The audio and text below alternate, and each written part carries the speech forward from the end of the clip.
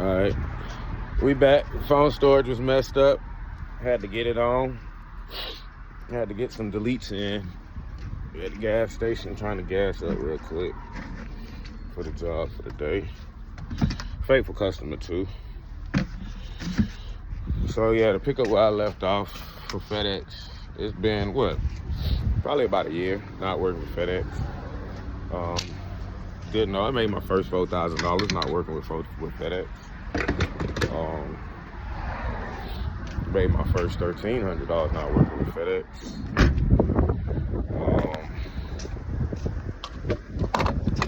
Just had to take that leap of faith, man. That don't mean all the time everything is what it is, but for what it's worth, it was worth it. I can say that. You know, able to pay my bills.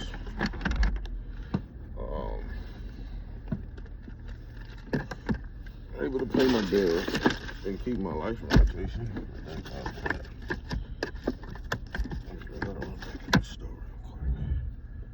So yeah, between cutting grass and pressure cleaning, painting, and helping out senior citizens, that's how I keep my life in focus. Alright, open the stove real quick.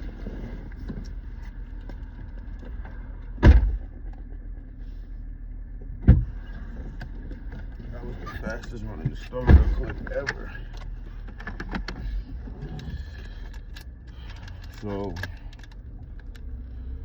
at FedEx, I'll deliver packages, I'll train new employees. Well, first I was delivering packages. I started as just a regular driver, and I would come in at like 7, 6 in the morning, get my truck, pack my truck up, and we'll leave out dispatch and we'll go deliver customers' houses. And I'm fast. I was the Flash. So I finished my route about 2 o'clock every day consistently. So after that, you'll find yourself helping other people. And anybody that works at Amazon or FedEx, you'll understand that when your boss will call you and say, hey, I want you to go help somebody with their route. So I did that. Basically, the total time working for FedEx was about, what you said? How long I worked for FedEx? About 3.5 years? So when I changed companies, everybody knows that happens. Change companies got a higher rank, so now I'm like more in touch with what's going on with the company, with our company, with the drivers, learning the drivers, knowing like their names, training them, you know. And realize like that's what I didn't want to do. Because now you get blamed for stuff, you know. But anyway, I just felt I got to the point where I'm in the truck every day, and I'm always seeing other people like cut grass and pressure clean homes, and I'll ask them like, how much you get paid to do that? And they'll say such and such and such, and I'm like, wow, you know. So basically, you're giving a customer a quote and a price, and as if they take it, you do the job, you get paid, you know. So I mean, that's what I'm doing, you know. So one day I had a mechanic work on my car, talking to him, and he basically asked me like, why are you in the FedEx truck if you can do all these things? And I didn't have an answer for him. Like, I don't know. So he said, you gotta really trust God. You know, you have to trust that you can manage and take care of yourself, you know. And thinking about it, going to work every day, I was broke every day. I wasn't running around with $200 and $300 in my pocket, or $50, $60, $70, $80, $90 in my pocket every day. I had days when I was so broke I had to ask my boss for money until I got paid. That's how it was. I think that's how they want it. So if you were broke working for somebody, what's the difference being broke trying to run your own business? You gotta make it make sense.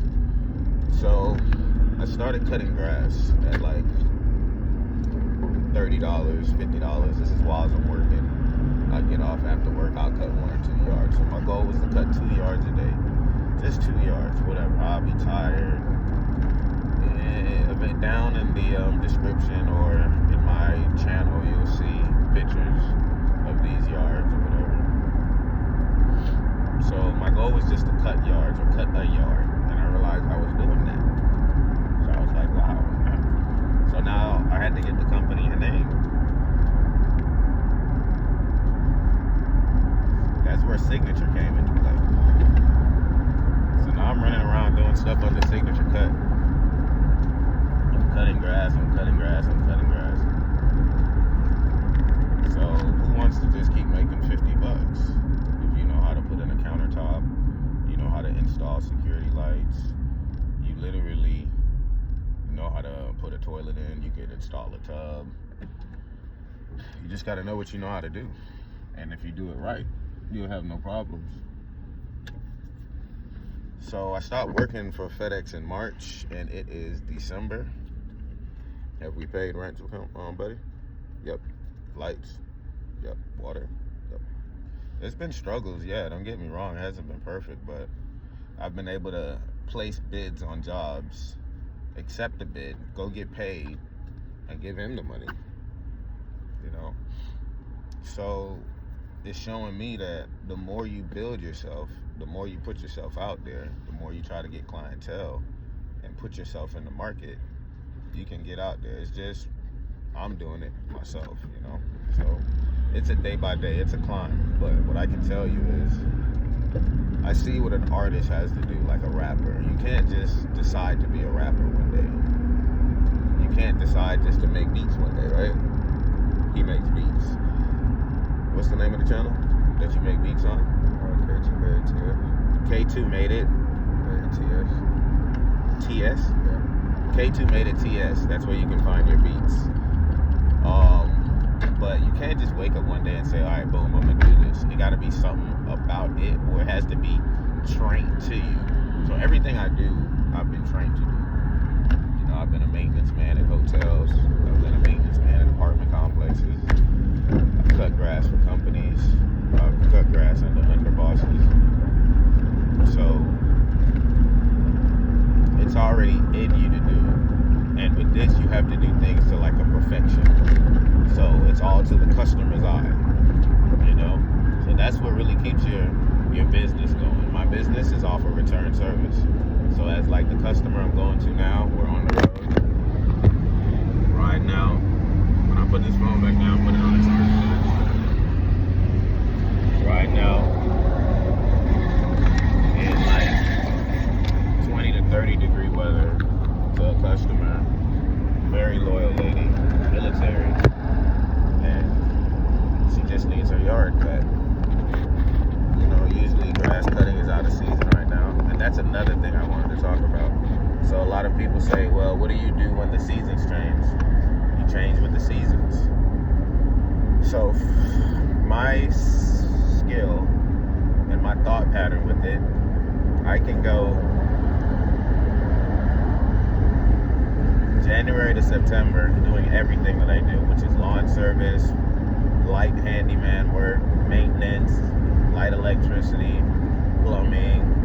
And then when the weather changes, you just dock it up and start painting. Just start painting and assembling things. Or just take a pause and remember in your last 2 months, like, hey, you gotta get your ducks in a row because it's about to be wintertime. So you gotta go into hibernation if you choose to do that. You know? But it's still work out there. It's just slow.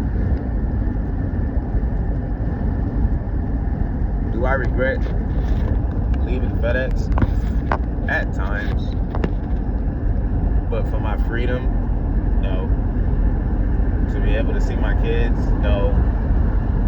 This Christmas, it's the 27th. This Christmas was my first Christmas home in the last 3 years. I enjoyed it. Bitter or sweet, doesn't matter. I enjoyed it. I was relaxed. I didn't have to worry about keeping up with packages. I didn't have to worry about who's stealing packages or there's a stolen package on my truck or who stole the package off my truck. It's like that's the only thing that really goes on. And I was in I was like a lead driver, so I knew about everything that was getting stolen, or I had to figure it out, or I had to hear the customer. It got too. I was like an avatar with FedEx. Yeah, I started to feel it. I felt the pain of the customer when they didn't get their package. I hated when my coworkers didn't come to work. I didn't like when people threw boxes. I got to the point where I just hated how the customer that you're delivering stuff to talks to the drivers, and you got to tell them, hey, just suck it up. What about your kids? It was just a lot, and I know that they're going through a lot now. You got to pray for delivery drivers. You know, the UPS driver in Atlanta, he died in the truck. It was so hot, he didn't have air conditioning. Some of these trucks are so old that you're literally the mechanic of the truck because you've been driving it so long, and if anybody else drive it, it breaks down. So it's like your manager just keeps bringing that truck right back to you, you know? It's crazy. It's a lot of endurance with FedEx. You know, it's beyond the uniform. You're barely seeing your children. That's a key thing, losing the connection with your kids over a paycheck, you know, because you don't got to give a shit. If you're getting a paycheck for like almost $1,000 a week, like it takes a lot to get to that person. Like you really got to lose your job to understand the morals of what's been going on, you know. So